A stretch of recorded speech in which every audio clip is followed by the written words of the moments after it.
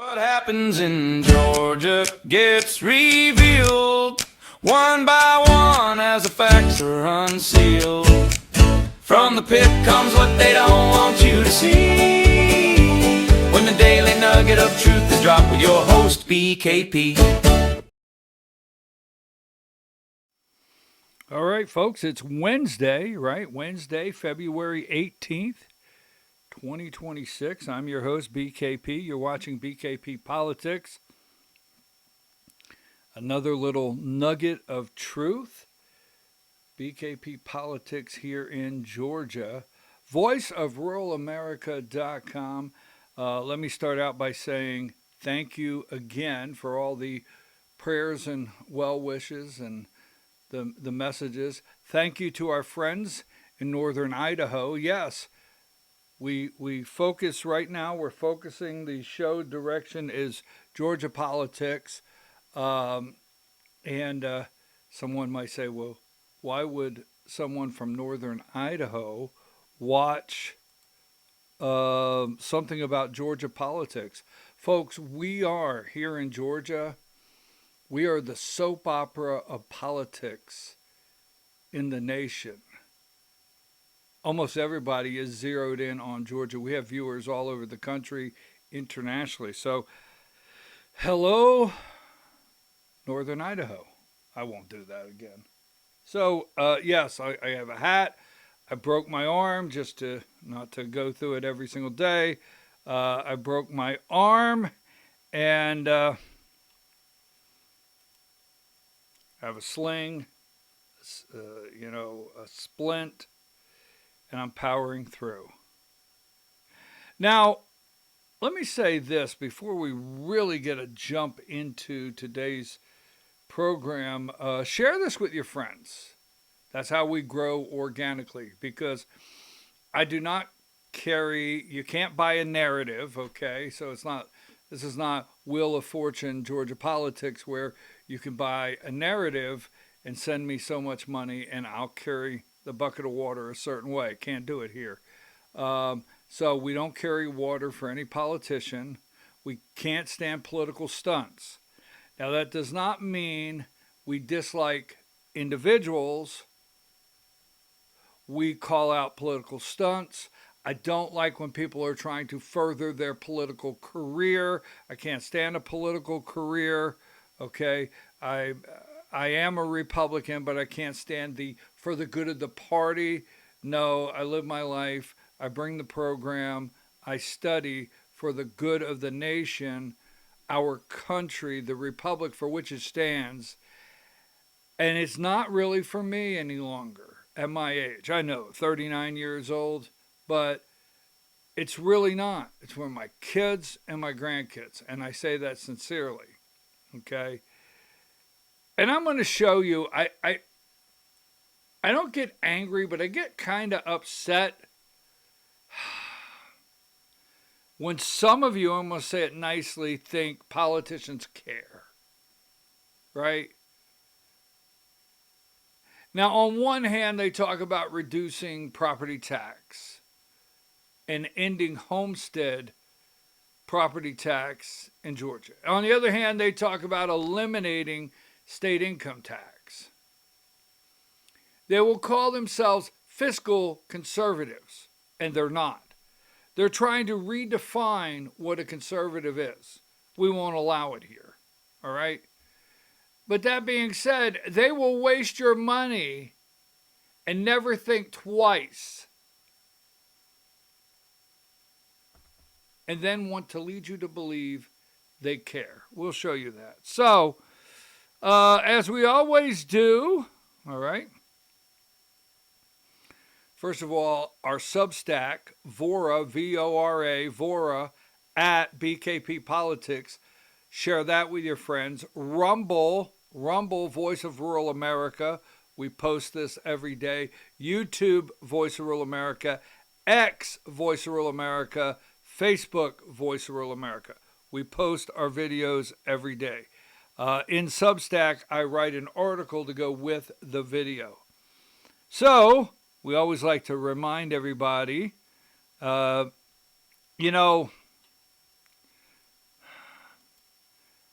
People, I have to drive this car myself. So just relax. Let's see. Got it. We always like to remind everybody on a daily basis that President Trump has endorsed Lindsey Graham. So I get a lot of messages about an endorsement, lack of endorsement, what it means to a race. Actually, I get those messages a lot of time from people that call themselves journalists. But I always want to remind this audience that Lindsey Graham has been endorsed by Donald Trump. I'm not attacking President Trump. This is a show about facts. I say 2026 will be the year, okay? I'm serious. It'll be the year that we find out or really question what can we trust. So,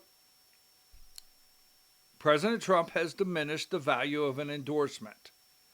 That's why he's coming Thursday. No, he's coming to Rome, Georgia Thursday. Wait till we get into this, okay? President Trump is coming to Rome, Georgia, the 14th District Thursday because the bullseye, 2026, the bullseye is on the 14th District. Because, see, if MTG, who resigned in the 14th District, right? If MTG, excuse me. If MTG, who resigned in the 14th District, pushed back against Donald J. Trump,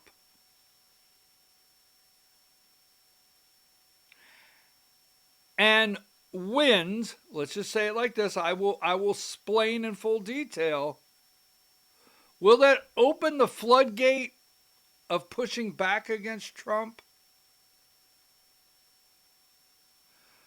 Wait till we get in the 14th District. Now, I've studied campaign politics for years, and I've watched fundraising, and I know how it works. Some may think, well, you're being very arrogant. No, I'm not. I know how it works. And it is when you have to respond, let me say it like this. There is Rick Jackson and Burt Jones, the AJC. When you're in a campaign and you have a campaign team, all right? And you have a campaign team, and you have to respond to your opponent's attack or respond to try to get an edge on your opponent, you immediately have to look at the calendar and say, is it too early? Is it the right time? Should we spend the money to send the mailers out now? Should we do a commercial?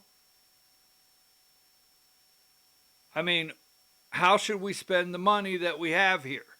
We don't want to get down to 10 days before the election, run out of money. That is something that is a constant. Who do we hire? How many people do we hire? When do we cut back staff? It's every day. It's a constant strategy that these campaign teams have to go through. But when you do not have to watch a dollar and you can respond anytime you want, any way you want, any medium you choose, that's hard to run against. No matter how many times you tell me Rick Jackson is X, Y, or Z, no matter what anyone throws at him,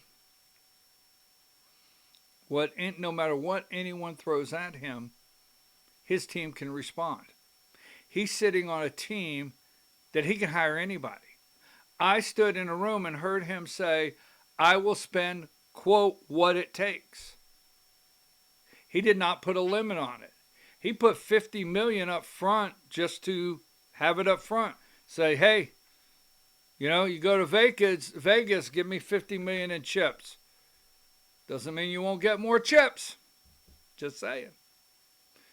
So I'm telling you right now, that team has endless funds no matter what. I will show you. No matter what.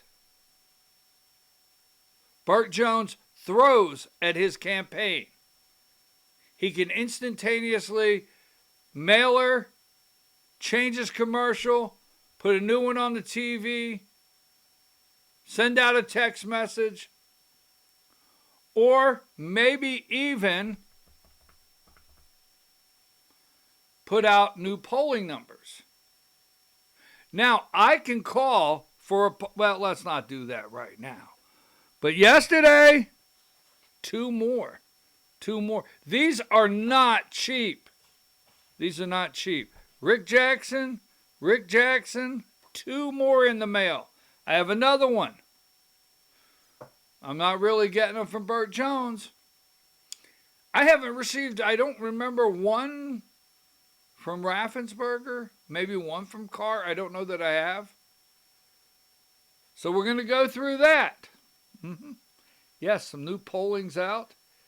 When you can run a campaign with nothing to worry about financially, and your opponent has to count every dollar. Now, I will say this, on this governor's race in Georgia, his dad, Burt Jones' dad, Bill Jones, we will soon find out in the family fortune what he's willing to spend to try to get his son elected governor of Georgia. Don't forget, Gavin Newsom is coming in town February 22nd to do a campaign with Keisha Lance Bottoms. And this is one of my favorite pictures right here. We always like to show the trio, right? The quart. No, that's not a quartet. That's a what is this? A trio, right? Yeah, okay. I will move right along this. You figure out who that is. Get back to me. We'll talk about that later.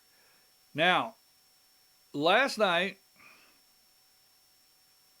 See what number I'm looking for.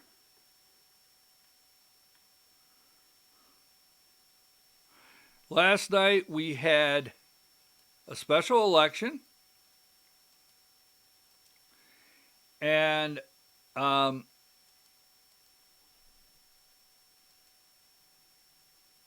there it is, Steve McNeil.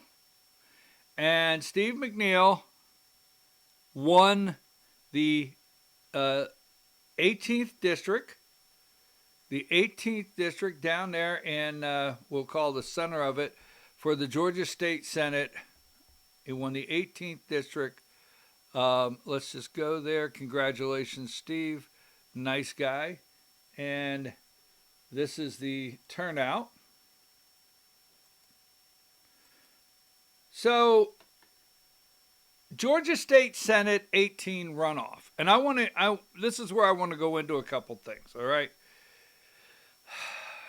First of all, my understanding is this is an this is a plus 22. The district I'm about to show you, this Georgia State Senate District 18, my understanding is Trump won this district by 22 points, all right? And it looks like right at 11, Steve McNeil comes in against a Democrat, all right? This is a runoff. Now, this is low voter turnout, all right? It's low voter turnout. It started with a jungle primary. And this is the district. right here. Now, what you will see, there's 6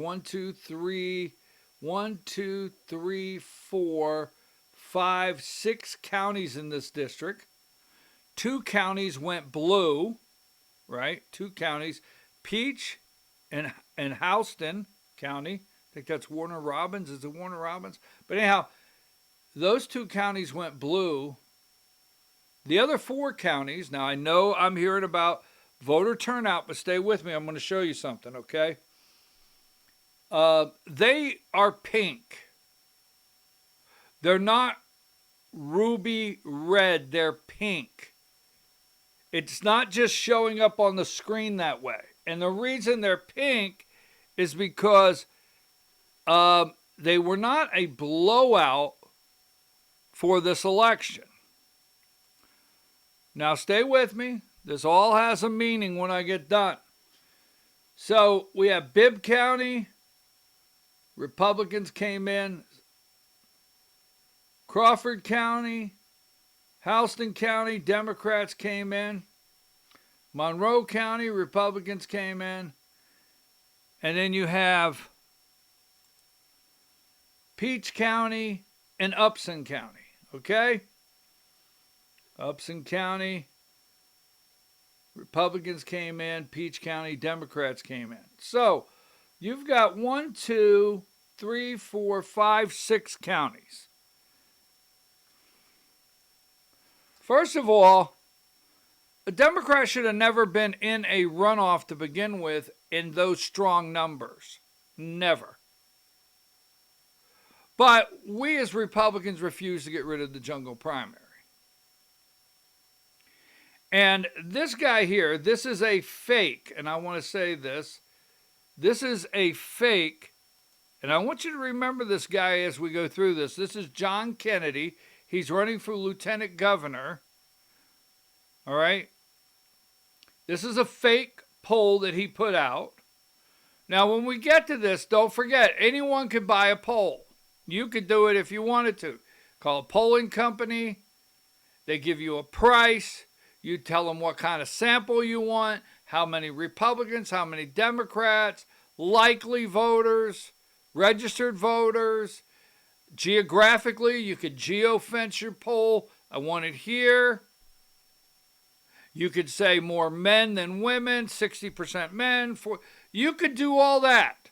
That's why anytime you get a poll, you always go and look for the tabs if you have time. That's what you go through the tabs. What was the sample? Now, a candidate at any time can commission a poll, pay for a poll, have it in their favor, and then release it. That can happen at any time. And you could have someone do that that's not tied to your campaign, and then you could have plausible deniability that you were involved in any way whatsoever. So, moving right along here, this is a fake poll. Kennedy put this out. It is fake. Kennedy's not at 16, and Dolezal at 5, and Gooch at 3, and Clark at 3. And the way that is, Blake Tillery's not even, he's in the other mark. It's not true. That being said, John Kennedy resigned with no care whatsoever of what it cost his district, right, to hold this special election. Now, if Republicans, and we're going to stay with Republicans, really cared about fiscal responsibility, your money, your property tax. Now, your county, we stay in Georgia, if you're in Georgia, your county pays for your election, right? So every year when your county's doing their budget for the year, whoever is handling your election operations, facilitating your elections, comes in, presents a budget request, explains to your commission they need X for reason Y. I have been in those meetings.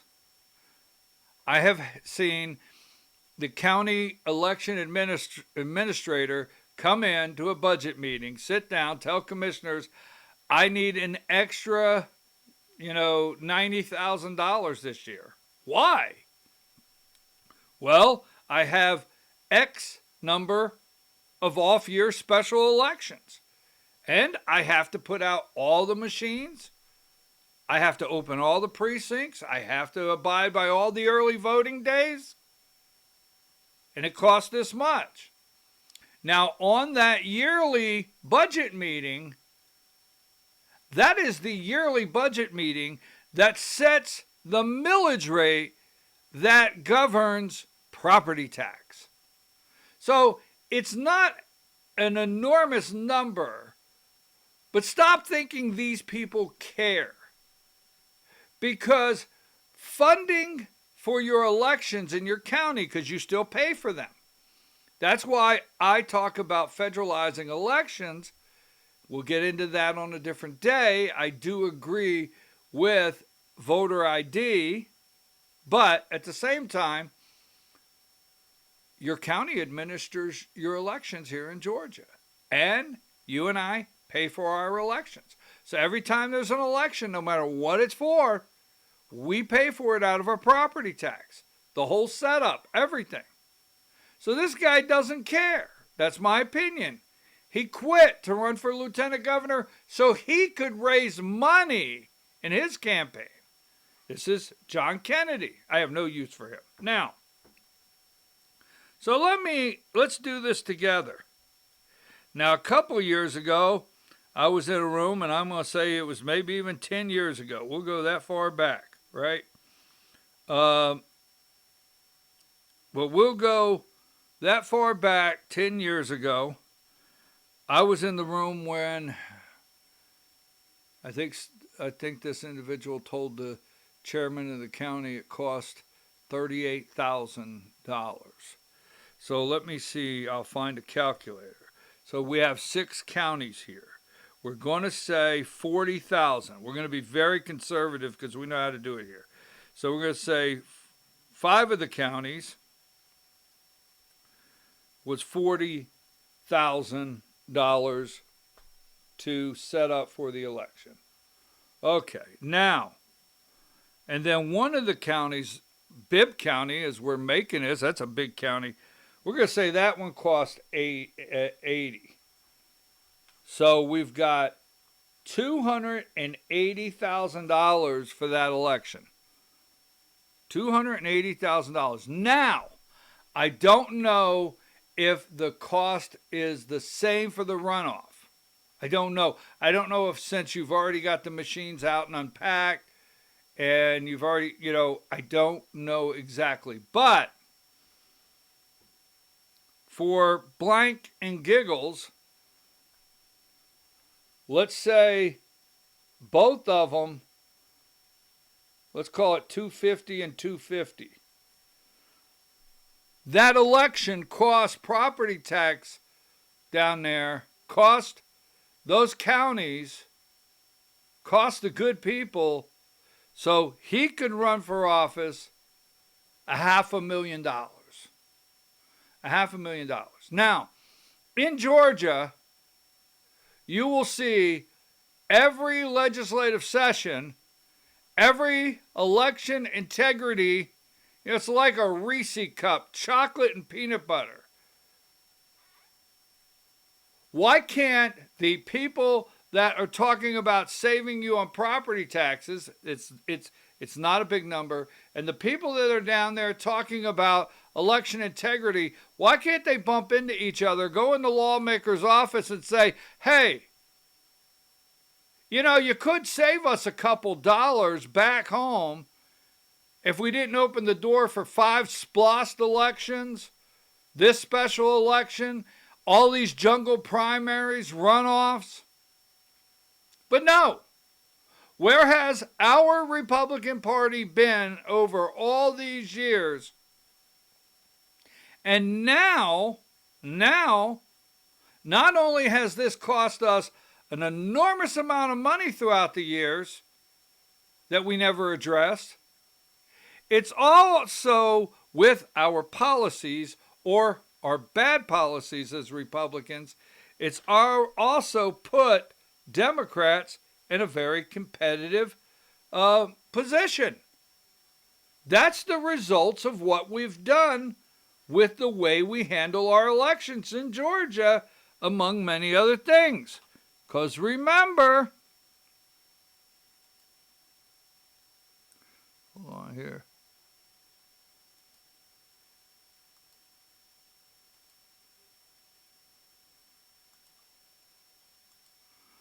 Remember, since 2005, we have had control of every chamber, governor, Senate, and House.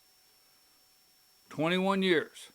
So where it comes to the 18th district down there for state Senate, what they are going to tell you is, man, Republicans came through. We got our guy in there. He's a good guy. Who cares what it cost?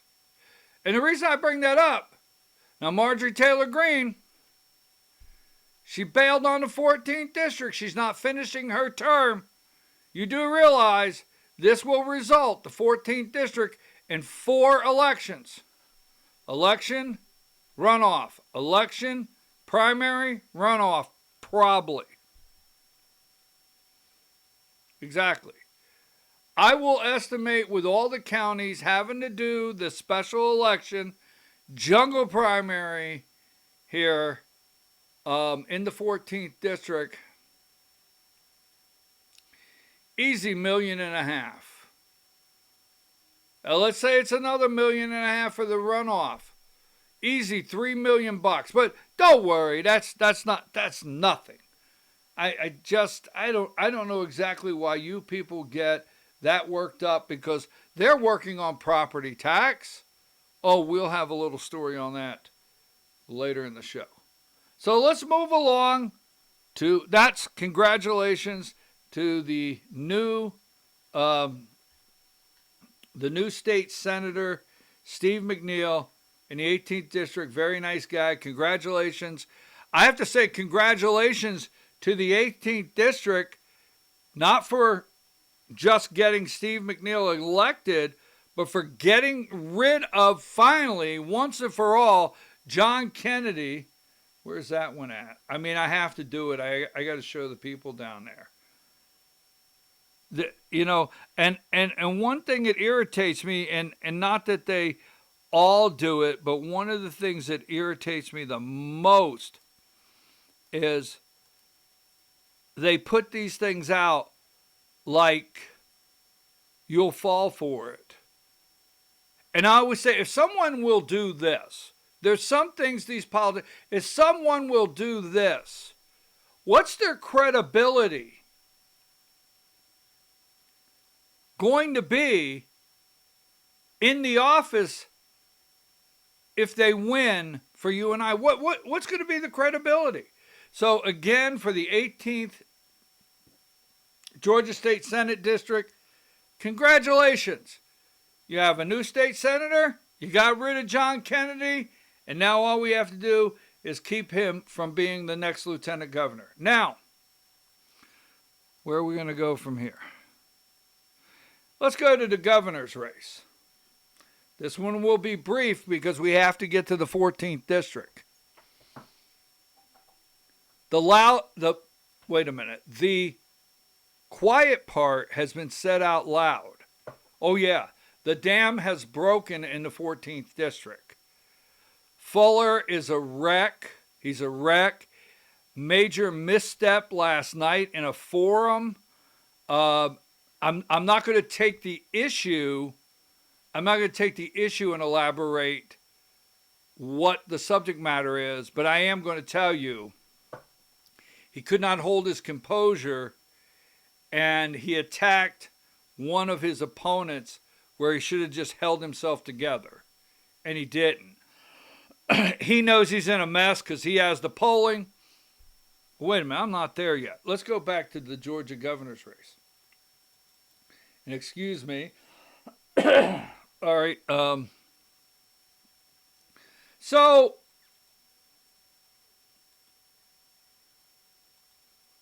I don't like enjoy politicians. I really don't. I'm tired of the lies. We all are. I like to get the republic back for which it stands, one nation. Um, I but the study of politics, the study of campaigns, the study of the move, what's happening next. I started at 5 a.m. I don't end it till 10 p.m. So Rick Jackson, we have Rick Jackson and Burt Jones there in the middle. So what would you call them today? The co-frontrunners? Are they co? Has Rick Jackson lapped him? Right? Did Rick Jackson come out of the turn? I love NASCAR references. Michael Jordan's team won the Daytona 500. I like NASCAR. I enjoy it. So did Rick Jackson come out of the turn? Right? Did Burt go high on the track and Burt and Jackson went? I don't know. I have to get away from that. That being said, you still have Clark Dean, Chris Carr, Brad Raffensperger, and Ken Yasgur. So those are our candidates, right? And we had two polls. We had a poll, the very first poll, I think on October 9th, right? Was it October 9th? And the first poll on October 9th showed Burt still in the lead, but Jackson was already on the very first poll, I think on a Monday, after he got in the race on a Wednesday. He was already at 16 or something. Then the second poll comes out. This is the second one. And you have Rick Jackson at 24, Burt Jones at 16, Brad Raffensperger at 9. Now, here's what I want to say. I want to be very clear. I do not bring polling data on this program to validate it. Polling could be so far off. You can have a pollster, you can have someone that purchased a poll that is in geofenced in the reddest district in your state. You can skew, women and men, likely voters, registered voters. There's all kinds of things you could do to alter what a poll looks like. So I don't bring polling here to validate them. But what I'm doing right now is showing you something that I think is relevant. Now, a lot of people, please remember, this is a show about politics. A lot of people in Georgia have their popcorn ready, waiting for Brad Raffensperger to be indicted. They are. I know it for a fact.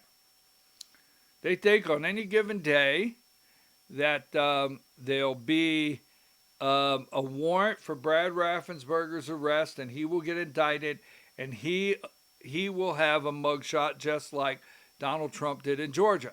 That is, some are waiting on that. But I told you the October 9th poll, I think it was, had Raffensperger at 10%, right? And the October 10th poll that you see on the screen has Raffensperger at 9. Now, this poll is the first one that moves Jackson to 24 and Burt Jones to 16, but Raffensperger goes from 10 to 9, no real move.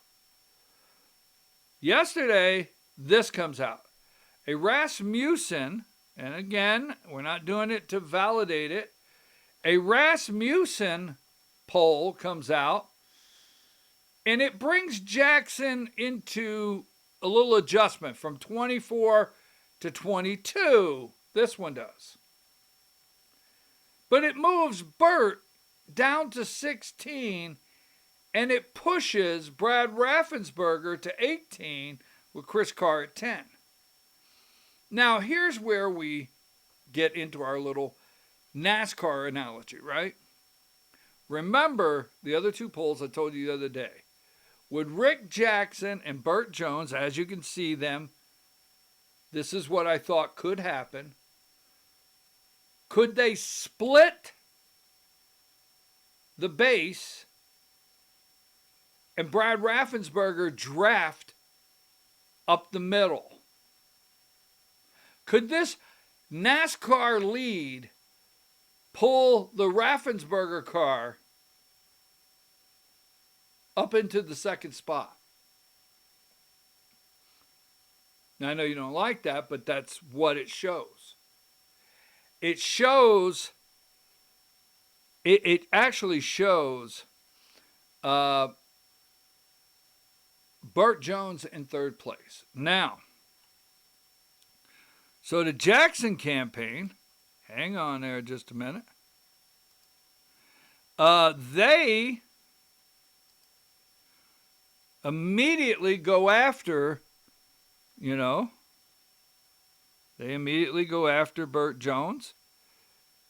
And after the poll comes out, and this is what I talked about when we very first started the program, when you have the money and you're sitting there and you're the campaign manager and you can respond any way, handle anything any way you want, you might do something like this.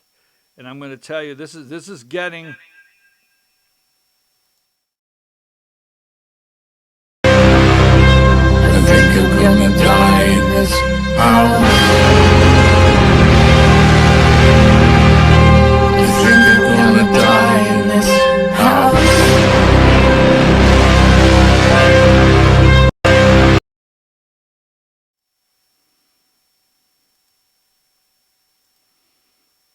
That is on Team Jackson's account. Team Jackson, his account, basically saying Burt Jones is spiraling out of control.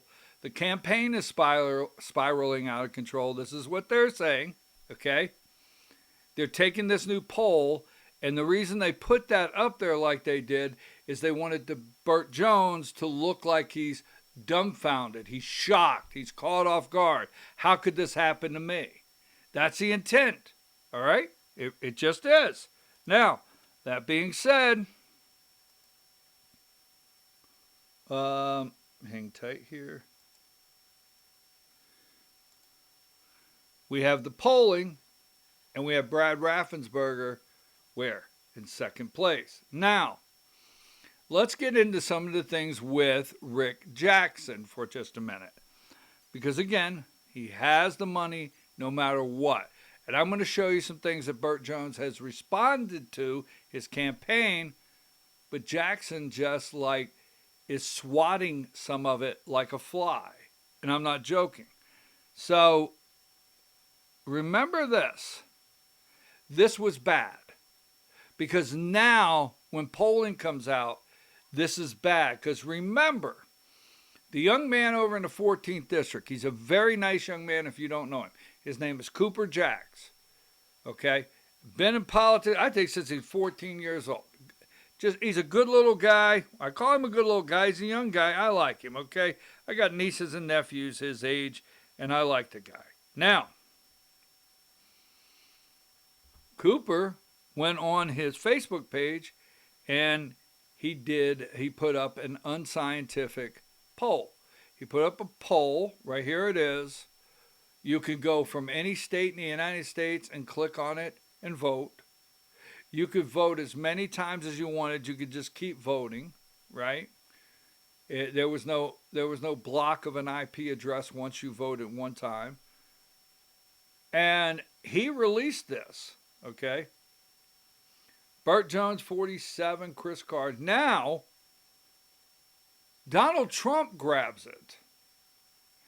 The great Burt Jones has taken a big lead in the polls for governor of Georgia. Why not?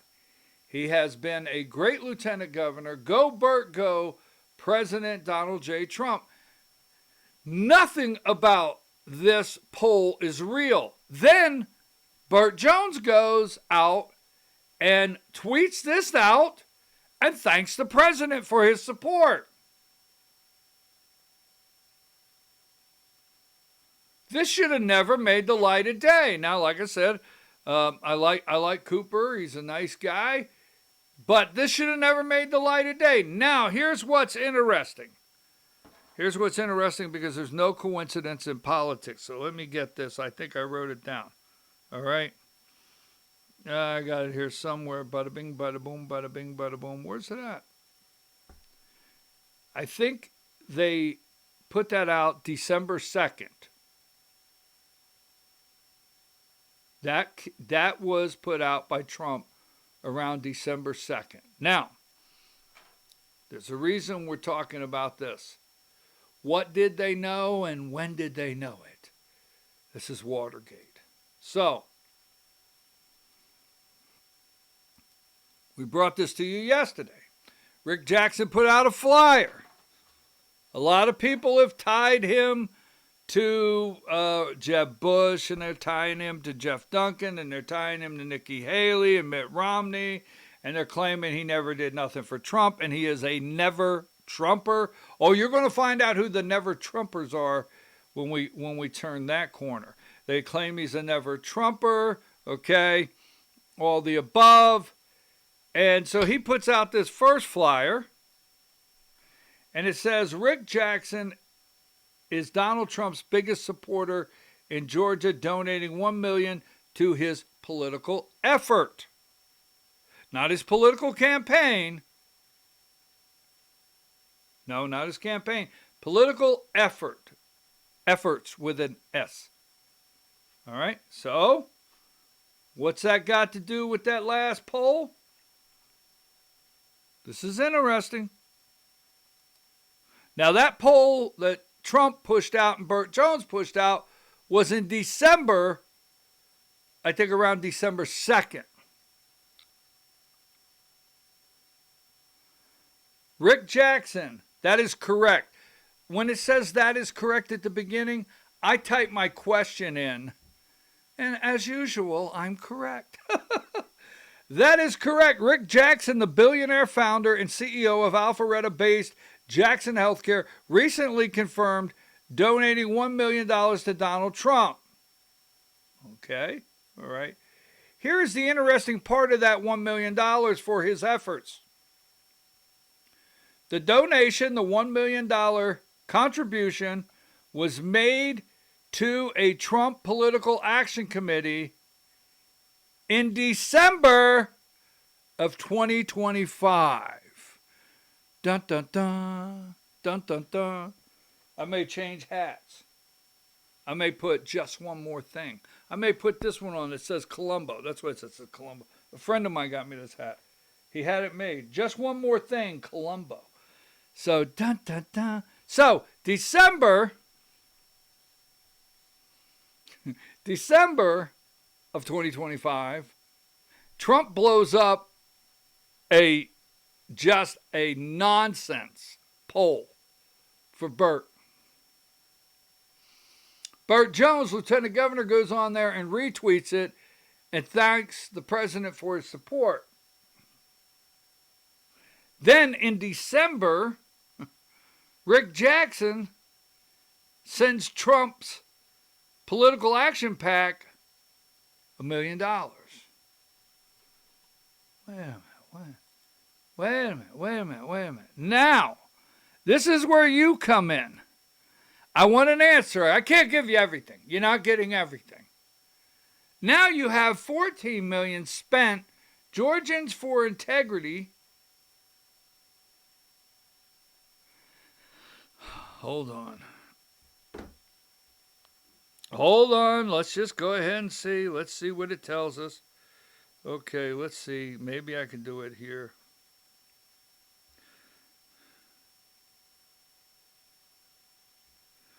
Hold on just a second.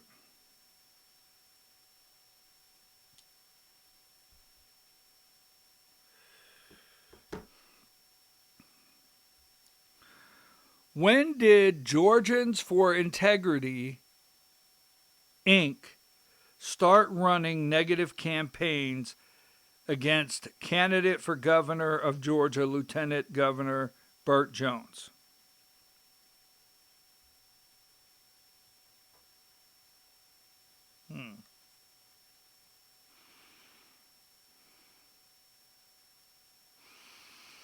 Well, I'll be damned.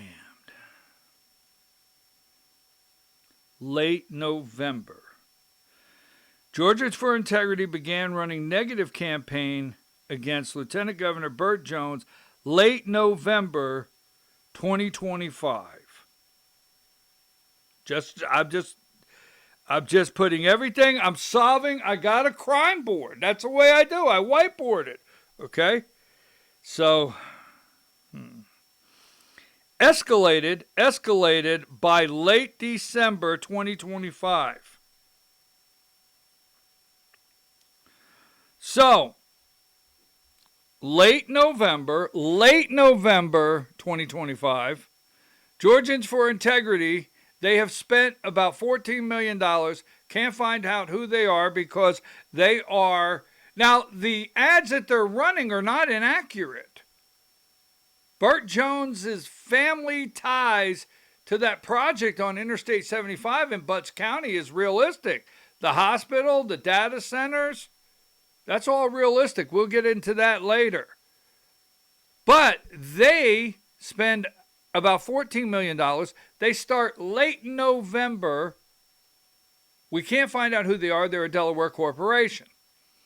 Then, December 2nd, around that area, this phony poll comes out that Donald Trump grabs and says is great. Just saying. He grabs it and says, hey, this is great. And, well, then Burt Jones thanks him.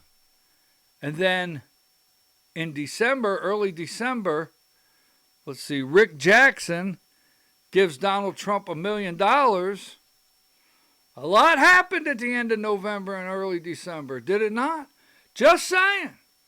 I'm just saying. I mean, now, so here's what we have.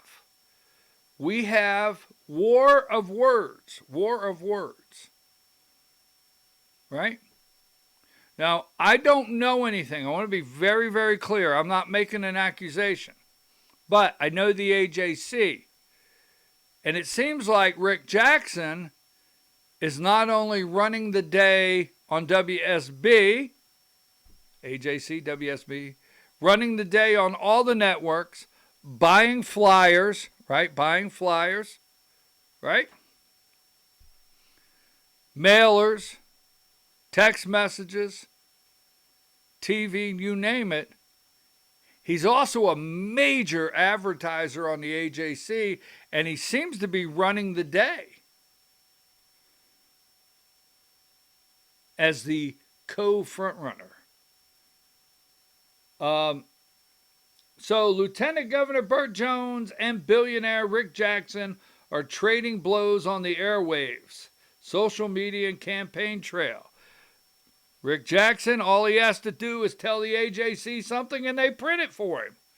Nothing I am saying is negative, positive, or carrying water. I'm not attacking Rick Johnson. I'm not attacking Burt Jones. I'm bringing you information. That's all that matters to me. Okay? Rick Jackson. Why Rick Jackson says he'll be Trump's favorite governor. The newest candidate in Georgia's governor's race sat in the fifth floor office overlooking a sprawling Alpharetta healthcare campus he built, recounting for the first time at length why he upended the GOP contest with surprise bid and stunned most seasoned political stalwarts. All right? Now, the political stalwarts is the machine. What Rick Jackson has really done, the house of cards is collapsing. The machine can come down. The Georgia GOP Inc., the power structure, right? Rick Jackson will not need leadership PACs. Bottom line, the entire political apparatus, Georgia machine could crumble under this guy. Could, depending. But say the word and he can get a headline. Now, so I got these in the mail yesterday and I read them. And here's why I read them. Because 3% of people pay attention, 5% pay attention, right? They pay attention. So I read these because I acknowledge that the majority of people, he puts Trump's picture on this one, cut the income tax in half, freeze property tax, deport criminals, on and on.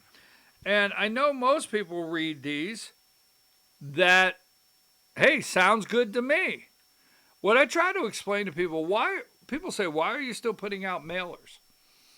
You would be shocked at how many of these mailers go on the top, and this is going to send smoke out of your ears. You would be shocked of how many of these mailers go on the top of the refrigerator at about a week before election. It's Friday, Tuesday's election, and the husband and wife, or whatever you got going on there, they get these, who are we voting for Tuesday? And they get these off the refrigerator and they sit down. Now, hold on. I know you're going to have smoke come out of you.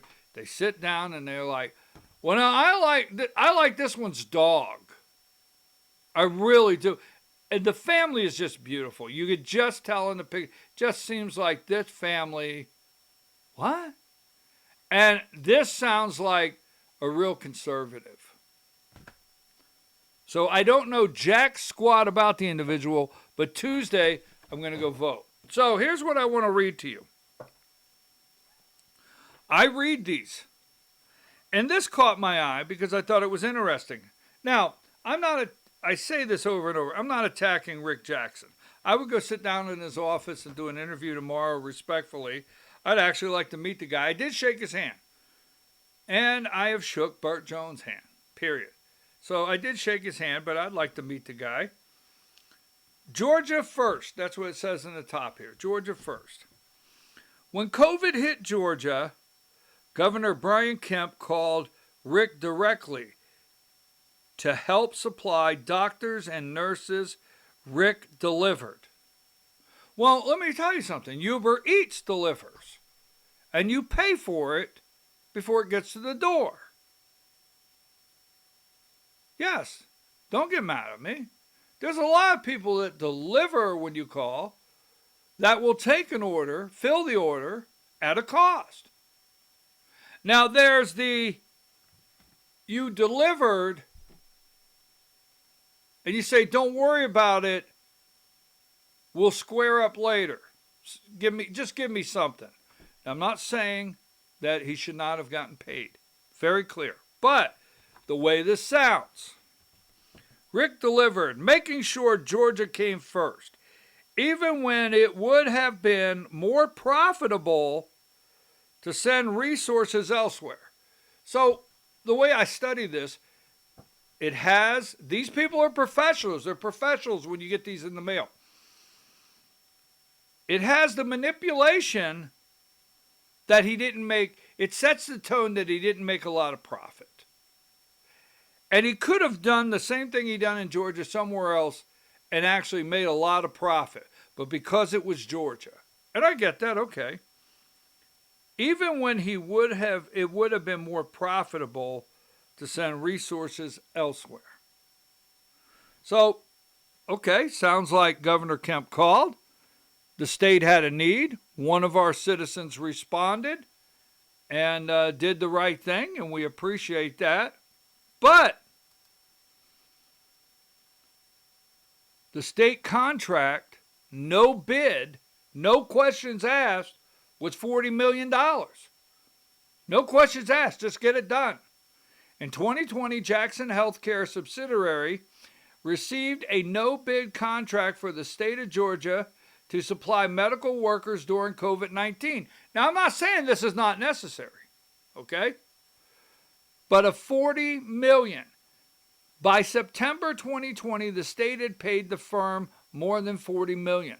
The total growth, the contract eventually expanded significantly, reaching a total of 434 million by the middle of 2021 as the state continued to use the firm for supplemental hospital and nursing home staffing.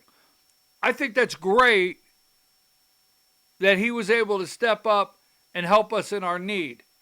But much like money that was spent all over the United States, okay?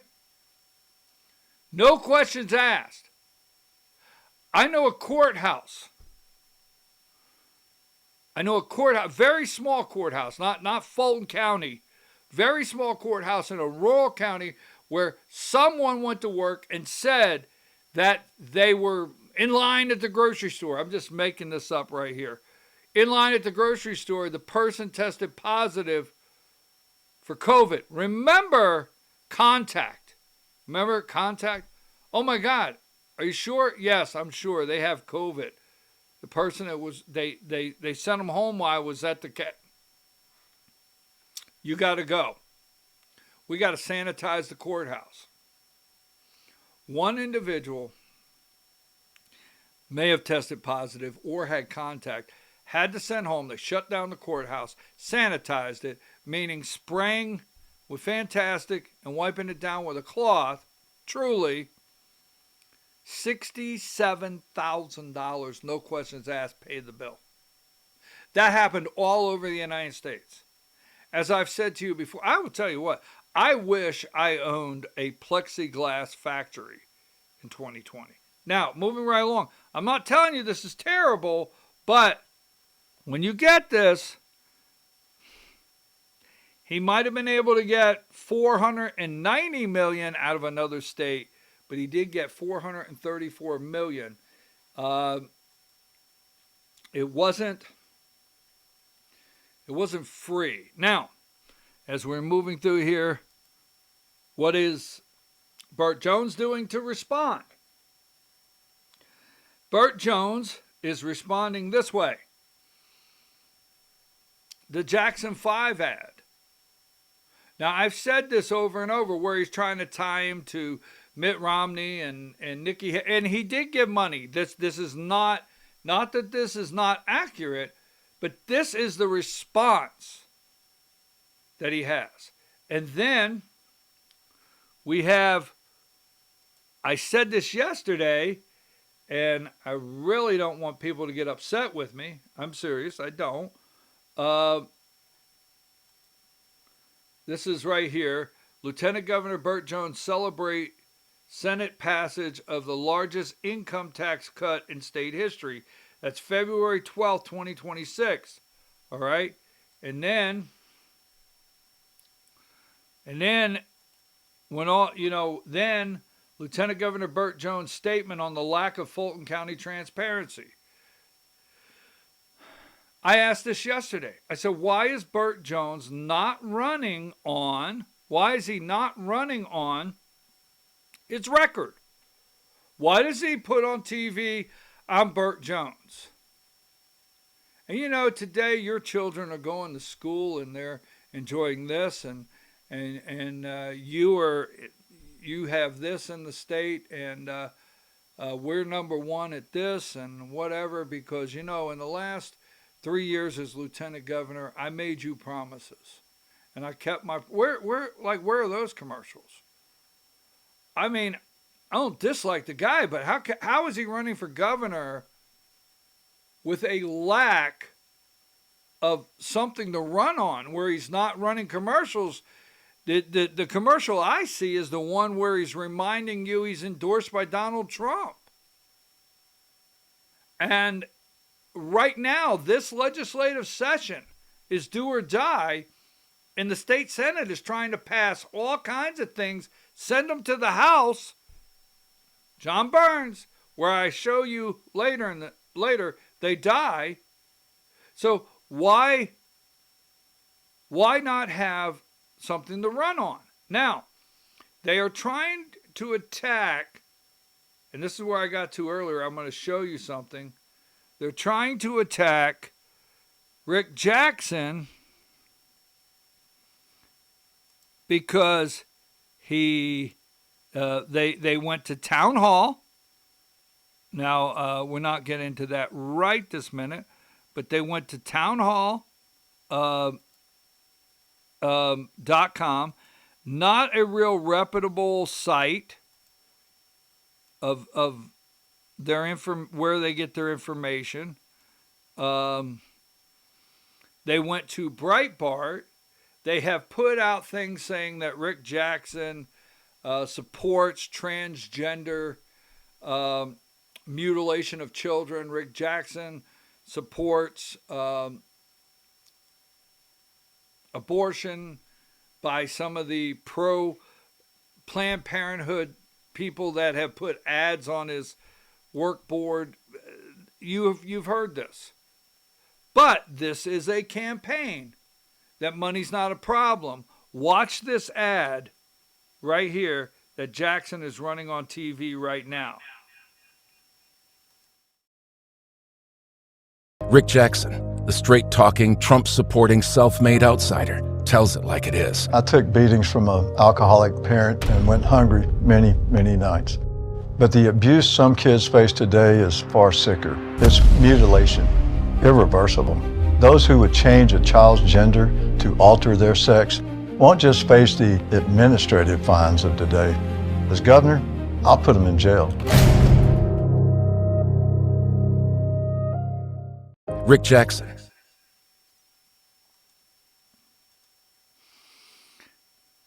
No budget. No matter what they see on the internet, no matter what they put out, this guy can answer it. His campaign can answer it. Now, I will tell you this. I was told by a good source. So if you have something and you can prove, what I'm about to say is not true, I have on good source that Brandon Phillips is not with the Rick Jackson campaign. My understanding is they're not going to just put out a statement because they don't need to put out a statement, and they're not interested in fighting with anyone. Brandon Phillips is in the Clay Fuller. See, Brandon Phillips is in the hot water over in the 14th because he's Clay Fuller's guy, works for Clay Fuller, who got endorsed by Donald Trump, because Brandon Phillips and others. So that being said, I've been told he's not with the campaign. Now, I got to move along. This is getting quite lengthy. I've got to stay focused, and we're going to move. This is 14th District, how all this works. All right. So, before you go, speaking to reporters on Air Force One about his upcoming trip to Georgia, President Donald Trump appeared to forget that he endorsed Clay Fuller to replace Marjorie Taylor Greene in Congress. That was bad. That was really bad. That President Trump wasn't able to just say like that, hey, I'm going Thursday. Clay Fuller's a great guy. I can't wait to get with him. I can't wait till he's the next congressman in the 14th District. He said, whoever I endorse will win. I hear they'll win. Now, bullseye, 14th District. Let me set the stage. Epstein files, blah, blah, blah. Ready? I just want to prep you to be ready. Marjorie Taylor, or as Trump calls her, I do not. Marjorie Taylor Greene. Marjorie Taylor Greene, 14th District. Now, they both won the 14th District, right? They both won the 14th District by 37 points, right? Marjorie and Trump, Now, Marjorie did not wait. She didn't wait to push back. She didn't wait till the coast was clear. She didn't wait till it was safe. Thomas Massie didn't wait. So right here, this guy right here, he's not waiting. General Flynn's not waiting until everything's safe, although he's not an elected official. General Flynn endorses Colton Moore. All along, I told you, this is a concern that he could be an independent voice, right? Big concern that he would not do with the slim margin left this year. He would not lockstep with Mike Johnson. And they need someone in the 14th that'll do everything they're told when they're told. That's Clay Fuller. So this is a major mistake for Trump. If Trump loses to Marjorie Taylor Greene, well, I thought he's running. Wait a minute. Trump's not running. Marjorie's not running. Okay, if someone becomes the next congressman from the 14th district, and it's not Clay Fuller, that means Marjorie won. And Donald Trump can't have that for a reason called midterms. What I'm about to tell you, whether the rest of the world tells you this, is a bullseye comment. The 14th district is the end all. Donald Trump came down the escalator in 2015. He ran against Hillary Clinton. He was president from 2016 on. He was replaced by the auto pen, Joe Biden. He never did stop campaigning. He won the 2024 election.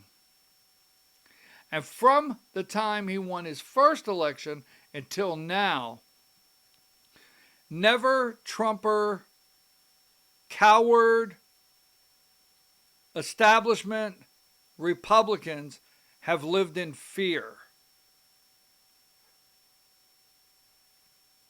After the primary, Trump, they live in fear no longer. I'll show you. And this is it. This is it right here. The 14th district. Now, as we look at this, let's go down here. I have it here just a moment. So, I'm not going to be able to do everything today because we're going to have to. So here's Thomas Massie, who is friends with Colton Moore, who Thomas Massie's chief of staff is good friends with Colton Moore.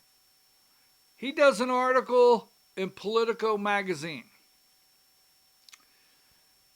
You're going to see more defections, Thomas Massie. You're going to see more defections. Now,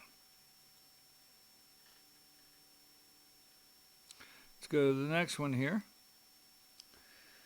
Trump often wields power on Capitol Hill through intimidation and fear. Well, that's Politico. Okay. But it's true. It's true. Okay. That's obviously has not broken through on the Epstein matter as much. Several of you defied him on tariffs as well. How is that toolkit wearing thin for him? That he's not able to badger enough Republicans into falling in line. This is Thomas Massie. Now, what I want to put directly to you before we close this segment for the 14th, because Trump's coming, the margin is razor thin. Mike Johnson can't have anybody push back. That's why Jim Jordan, Mike Johnson, that's why Mike Collins, who is begging for a Trump endorsement, that's why they're all up there at the swamp wanting Clay Fuller. A margin is razor thin. And on any given day, I would just need one or two. This is Thomas Massey on my own to get something done. And what's happening is that the retirement caucus is growing and the primary days are coming up and passing. So keep that in mind. No one wanted a well-funded challenger, right? No one wanted a well-funded challenger. No one wanted to fight with Trump. They go along to get along. It all changes soon. They will be an exhale. I have told you this over and over. I've watched the demagnification of America, Georgia. It's real simple here. All right.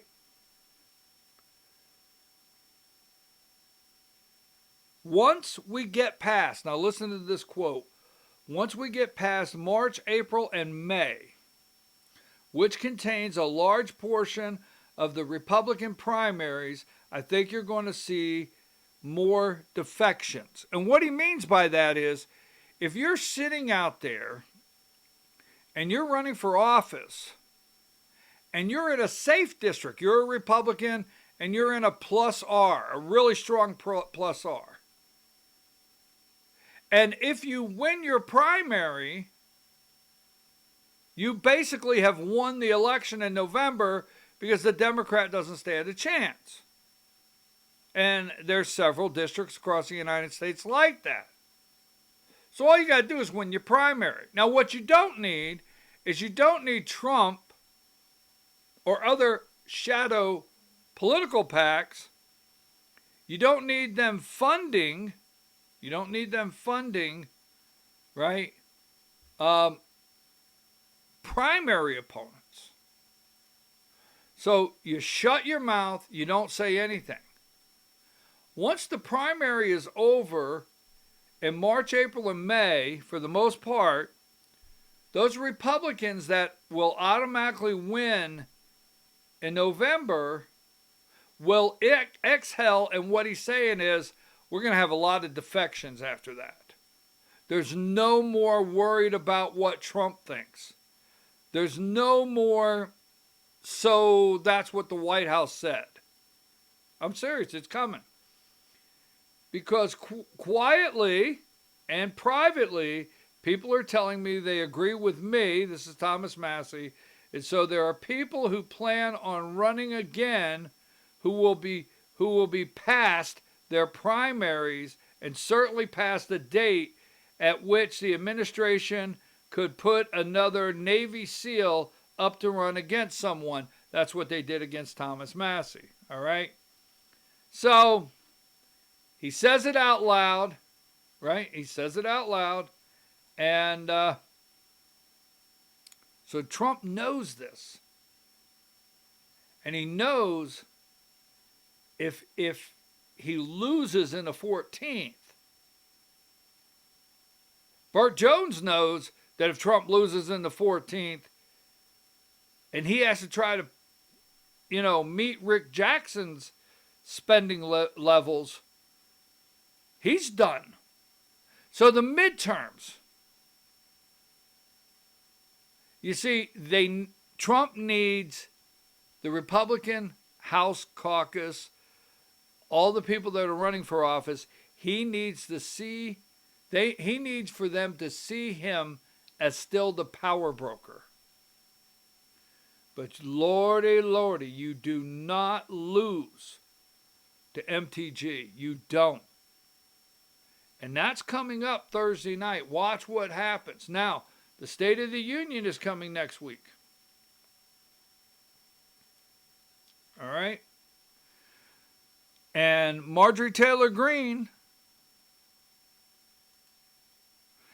you can read the whole thing. Former Congresswoman Marjorie Taylor Greene, the White House, and Republicans are meeting, trying to figure out messaging going into the midterms and the State of the Union next week. So she's pushing, right? Trump is pushing. He'll be here Thursday. Who will show up in Rome? Who will be on the stage? Now, I'm going to give you this because I know the people that just got to do it. I just got to do it. I know I'm going to get in trouble for it, but I'm going to do it anyway. If Trump goes to Rome and he takes 3 and 4 minutes on the 2020 election,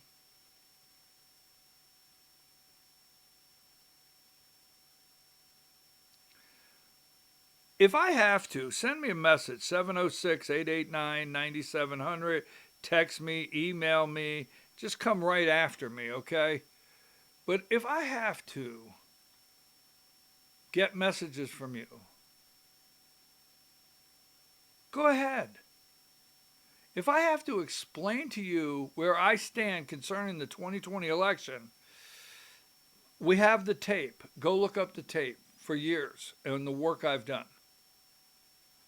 But on Thursday night, if Trump starts about the 2020 election in Georgia,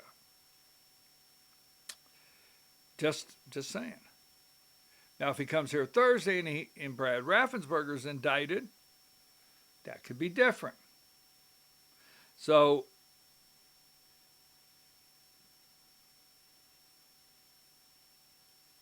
tomorrow, I say this over and over. I know I told you this. We'll get more into this tomorrow. Sean Harris. This is the Democrat in the 14th district. What?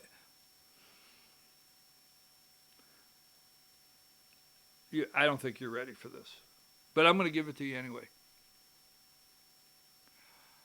What if Trump comes here, blows it Thursday?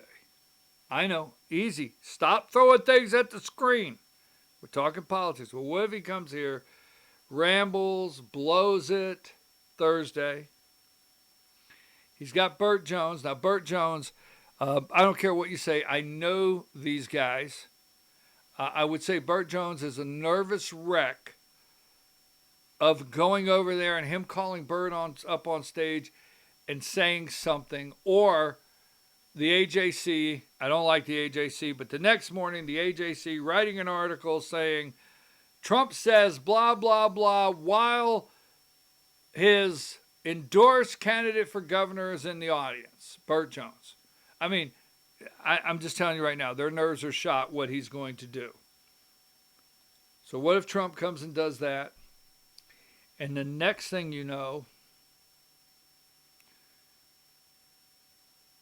not only does Clay Fuller lose the 14th, we get into a runoff with this Sean Harris and Republicans. I will tell you later who I feel will endorse him. I don't want to do it before the election because it kind of influences things. And I'm very careful.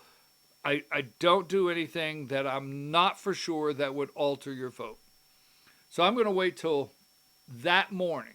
That morning, if it's not already done after the election, I'm going to tell you who I think will come out and endorse him that's a Republican in the district. You could start guessing now. So, one more time, I'll try to close it out. What if Trump comes Thursday? He's picked Clay Fuller. Clay Fuller loses. Realistically, Marjorie Taylor Greene wins. And Trump loses again with Sean Harris, right? Loses again with Sean Harris. And then on top of that, I will tell you this.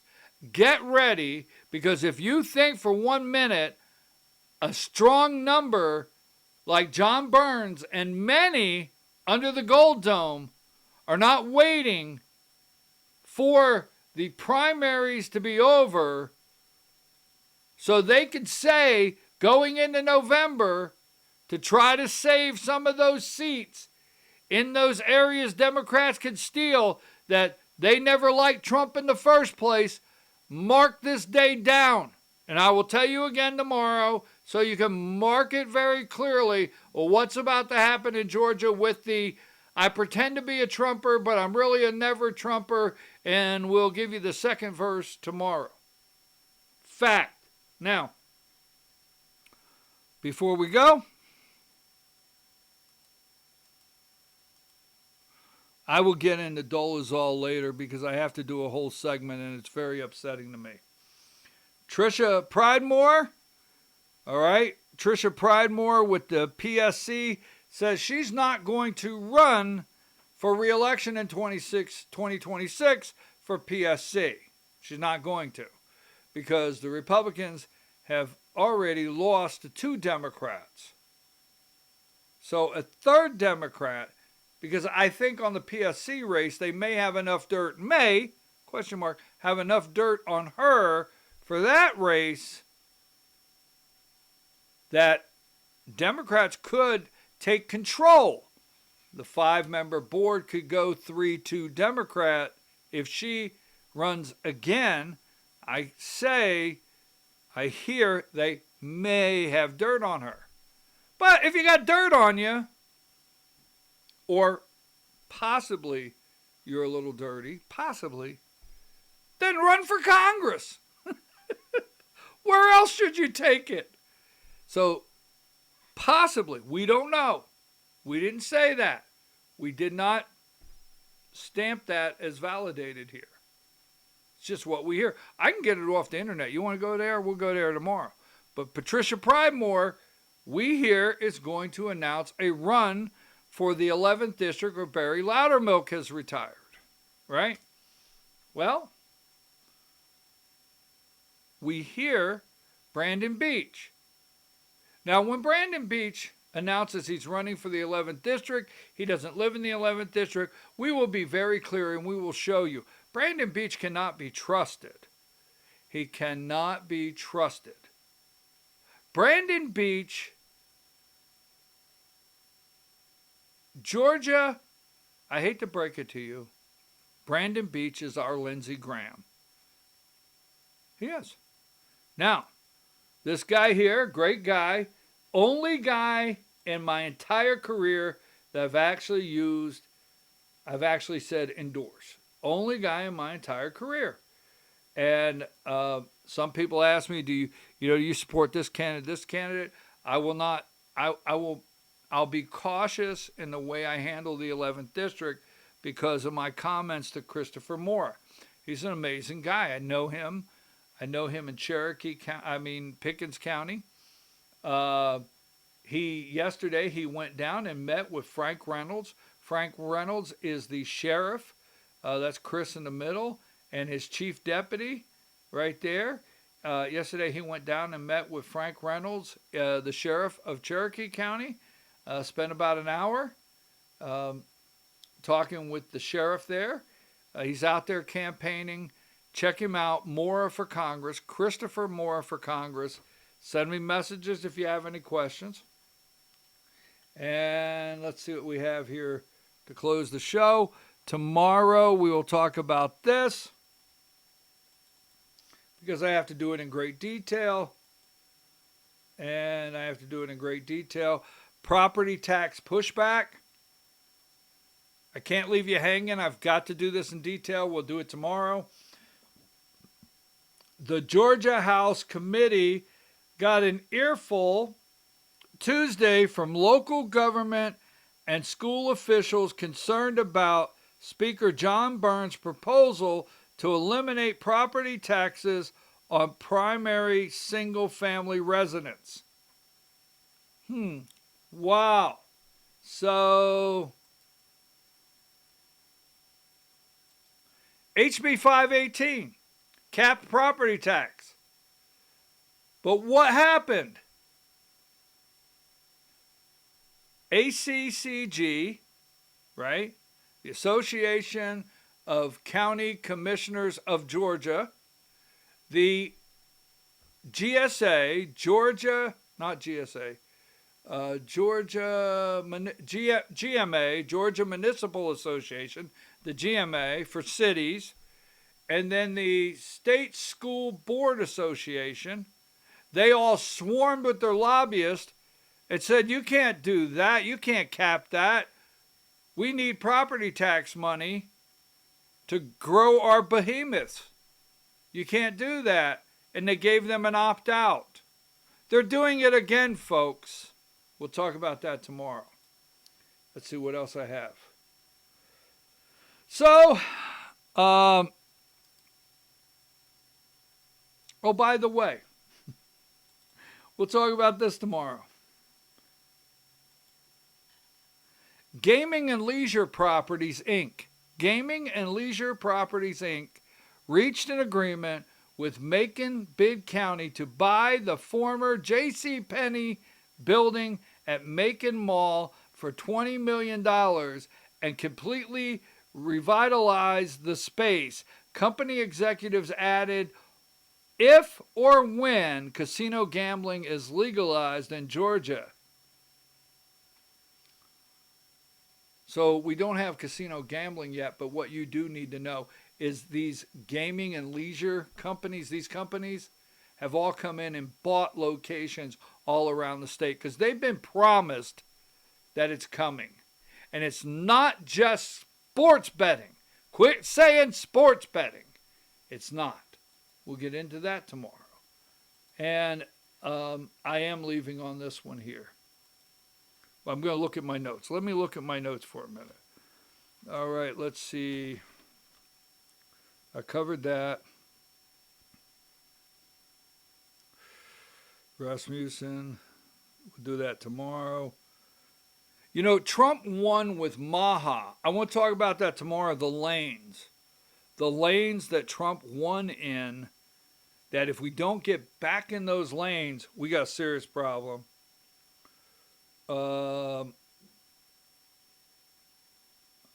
When the Olympics end, I'm concerned. Don't forget, it was the last Winter Olympics when Vladimir Putin was with Xi Jinping in China, right? Winter Olympics. And basically Xi Jinping said, don't do anything till the Olympics is over. I'm concerned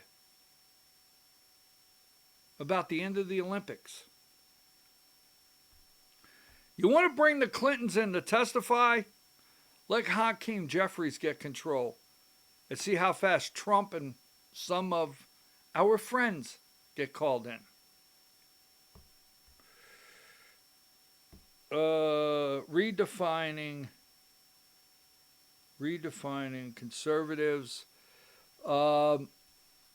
This is it right here. Every day I go on the internet, and if I find something that I think is, this was put up from one of our viewers, let's create a migrant crisis to divide society, and then introduce digital ID as a solution. And the other little reptile there is like, great idea, boss. I'll see you tomorrow. Don't forget my Substack, Vora, V-O-R-A, at BKP Politics. Don't forget that. Our Rumble channel, Voice of Rural America. Rumble channel, Voice of Rural America. YouTube channel, voiceofruralamerica.com. Our website, we're getting ready to make some changes there that you'll see real soon. Voice of Rural America. Facebook page, Voice of Rural America X. There you go. So look for our Substack. Share it. Please share it. And if you could subscribe and become a financial partner, we'd love for you to do that. All right? I think what I want to do here. Let's see what I want to do. Now I want to go here. Hold on now. We're almost out of here. Happy trails to you. Don't understand that. Well, maybe you do. Maybe you're at the right age. We'll see you tomorrow. What happens in Georgia gets revealed one by one as the facts are unsealed. From the pit comes what they don't want you to see. When the daily nugget of truth is dropped with your host, BKP.